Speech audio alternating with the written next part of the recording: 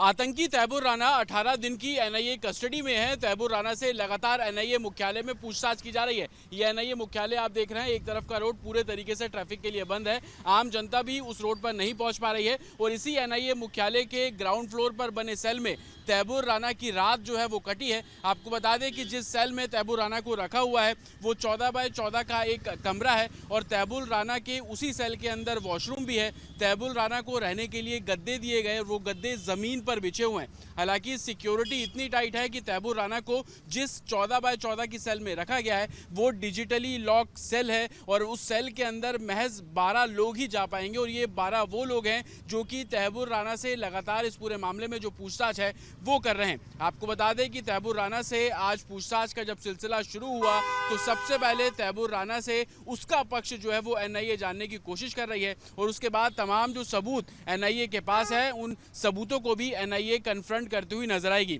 लेकिन ground floor पर जो सेल बनी हुई है उस सेल को 24 घंटे सीसीटीवी कैमरों से मॉनिटर किया जा रहा है। तैमूर राना जिस 14 बाय 14 की सेल में उसको एनआईए हेडक्वार्टर में रखा गया है वहां पर सुरक्षा घेरा भी कड़ा किया गया है, मल्टी लेयर सिक्योरिटी है। जो ग्राउंड ऑफिसर्स हैं वो लगातार तैमूर राना पर नजर जो है वो बनाए हुए हैं और यही कारण है कि तैमूर राना से लगातार इस पूरे मामले में पूछताछ एनआईए अब कर रही है। 18 दिन तैमूर राना इसी एनआईए मुख्यालय में रहने वाला है, लेकिन काफी डिजिटल और हाईटेक सिक्योरिटी के लिहाज से वो सेल इसलिए भी महत्वपूर्ण है क्योंकि तैमूर राना की एनआईए मुख्यालय के अंदर बहुत कम मूवमेंट जो है वो करवाई जाएगी और यही कारण है कि सुरक्षा के पुख्ता इंतजाम एनआईए हेडक्वार्टर के अंदर और एनआईए हेडक्वार्टर के बाहर देखने को मिल रहे हैं।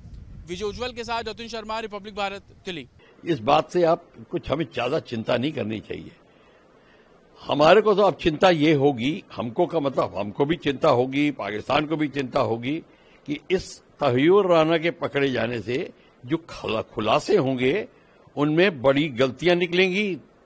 पाकिस्तान की तो होगी कि वो तो ठीक है, वो सपोर्ट कर रहा था, हैंडलर्स कौन थे ये पता चल जाएगा, आर्मी हैंडलर्स कौन थे ये पता चल जाएगा, पर यह भी पता चल जाएगा कि इतनी आसानी से हिंदुस्तान में घुसे कैसे, यहां कौन से सपोर्टर थे, यहां कौन सी उनको पॉलिटिकल सपोर्ट मिल रहा था, लोकल सपोर्ट मिल रहा था, रिलीजियस सपोर्ट मिल रहा था, मॉरल सपोर्ट मिल रहा था, ये सारा का सारा भी तो पता चलेगा।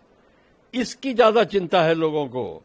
दाऊद इब्राहिम तो भी पकड़ा जाएगा, पर जब दाऊद इब्राहिम पकड़ा गया तो बहुत ही सिर कटेंगे भारत में, क्योंकि दाऊद इब्राहिम के चिंताजनक बहुत है यहां पे, तो ये भी प्रॉब्लम खड़ी होगी। तो ये हमको अब धीरे धीरे हमको ये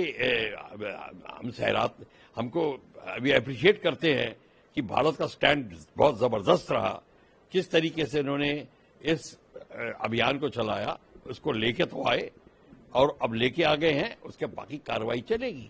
हमारा जुडिशियल प्रोसेस बड़ा तगड़ा है और हम ऐसी छोटी मोटी चीजों में नहीं चूकेंगे कि उसको जुडिशियल गारंटी नहीं दी या ये नहीं दिया वो दिया, वो सब करेंगे, वो भी सब होगा।